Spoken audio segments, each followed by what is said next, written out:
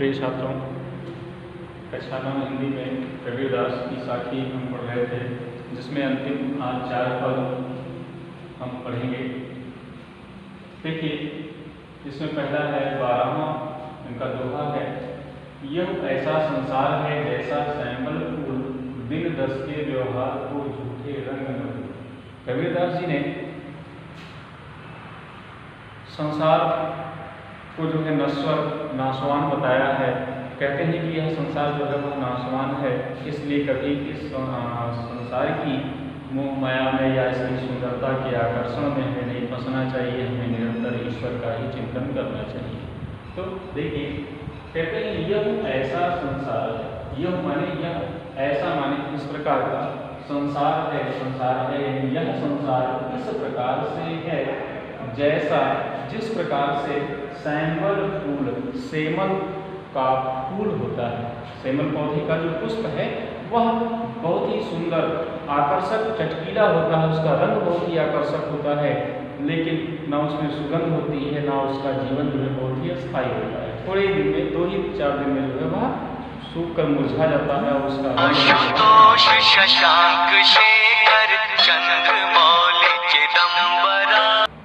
तो वह कहते हैं कि यह ऐसा संसार है, यह संसार इस प्रकार से है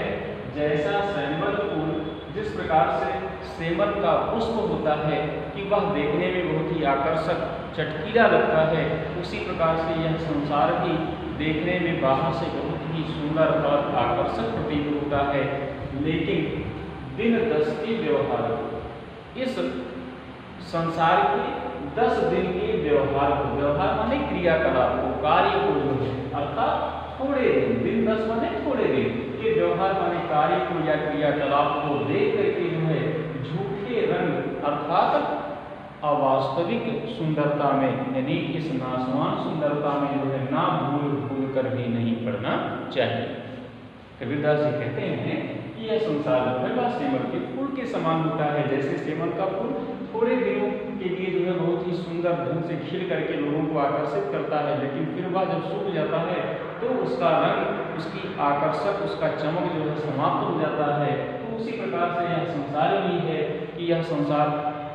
थोड़े ही दिनों के लिए हमें आकर्षक, सुंदर प्रतीत होता है, इसलिए कभी भी भूल कर इसके इस बनावटी रंग में हमें पड़ना नहीं चाहिए।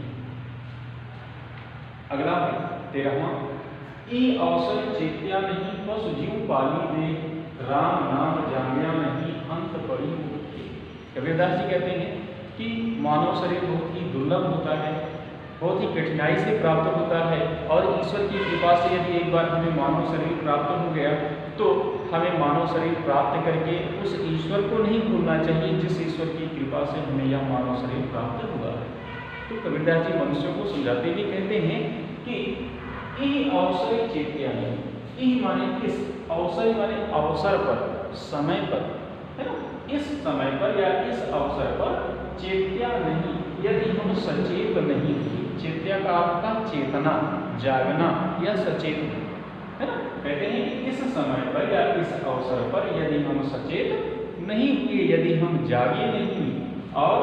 पशु जीव, पशु के समान, पशु माने जानवर, है ना, जीव माने जैसे, जानवर के समान या जानवर के जैसा जो है पाली देह, देह माने शरीर को, पाली मतलब पालन पोषण किया। जिस प्रकार से जानवर जो है अपना पेट सिर्फ भरता है, अपने शरीर की रक्षा सिर्फ करता है, इसके अलावा अन्य कोई भी कार्य जो है वह नहीं करता है, वह परमात्मा का कोई कार्य नहीं करता है। तो पशु के समान यदि हमने सिर्फ अपने शरीर का ही पालन पोषण किया, अपने शरीर की सुख सुविधा का ही ख्याल रखा और राम नाम जानिया नहीं, और राम के नाम को हमने नहीं जाना, जानने का अर्थ है राम के नाम का स्मरण करना, ईश्वर के नाम का स्मरण करना। और यदि हम ईश्वर के नाम का स्मरण नहीं करते हैं तो अंत समय पर, अंत अर्थात मृत्यु समय पर कड़ी मुख खेह, मुख पर खेह माने धूल पड़ जाएगी, अर्थात हमारा नाम, हमारा सारा अस्तित्व जो है वह समाप्त हो जाएगा, फिर हमें जो है यह मानव शरीर प्राप्त होने वाला नहीं। अगला देखिए यह तन काचा कुंभ है लिया फिरे था साथी, धबका लागा फूट गया कछ न आया। इसमें भी कबीरदास जी ने बताया है कि यह जो शरीर है वह नश्वर है, आत्मा ही जो है वह स्थायी है, अजर है, अमर है, शरीर जो है वह नाशवान होता है। तो शरीर जो हमें यह मिला हुआ है, इस शरीर का हमें सदुपयोग करना चाहिए, इससे जो है हमें ईश्वर के नाम का स्मरण करना चाहिए।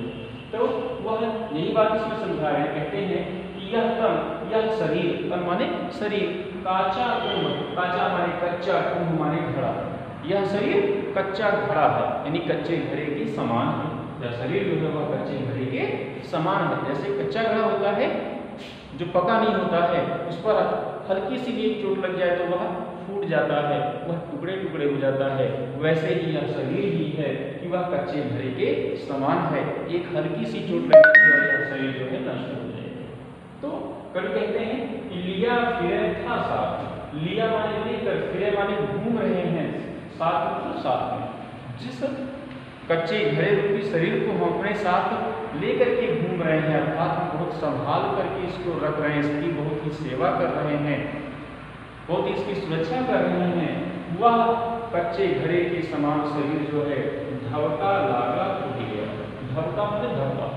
यानी चोट, एक हल्का सा धक्का या एक चोट जो है लगती है, लागने लगी और टूट गया, और यह कच्चा घड़ा रूपी शरीर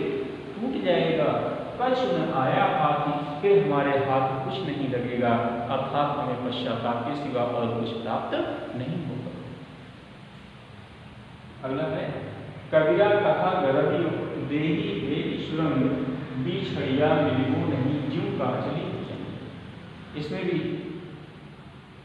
कबीरदास जी ने ईश्वर की महिमा का जो है वर्णन किया है। कहते हैं कि मानव शरीर प्राप्त करके हमें इसका सदुपयोग करना चाहिए, ईश्वर के नाम का स्मरण करना चाहिए जो है। कहते हैं कबीरा कहा गर्व, कबीरदास जी कहते हैं कि हे गर्व करने वाले मनुष्यों, गर्वियों माने गर्व करने वाले मनुष्यों,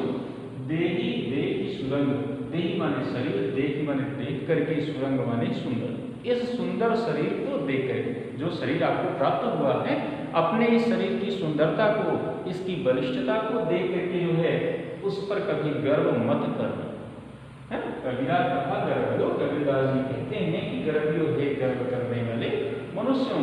देही देही सुरंग, अपने इस सुंदर शरीर को देख करके इस पर गर्व मत करना, क्योंकि बिछड़िया मिलबो नहीं, बिछड़िया माने बिछड़ जाने पर, छूट जाने पर, यह शरीर जो है छूट जाने पर मिलबो नहीं, हमें पुनः नहीं मिलेगा, दोबारा फिर मिलेगा नहीं। ज्यों कांचली भुजंग, जैसे नीचू से भुजंग जो है वह नहीं, जैसे भुजंग यानी सर्प जो है वह केचुली को त्याग देता है, जो वह केचुली को धारण नहीं कर सकता है, नहीं कर पाता है, उसी प्रकार से जब यह शरीर जो हमसे छूट जाएगी या आत्मा इससे अलग हो जाएगी तो हमें यह शरीर पुनः प्राप्त होने वाला नहीं। आज यह कबीरदास जी का पाठ समाप्त हुआ, अगला पाठ फिर अगले दिन हम शुरू करेंगे।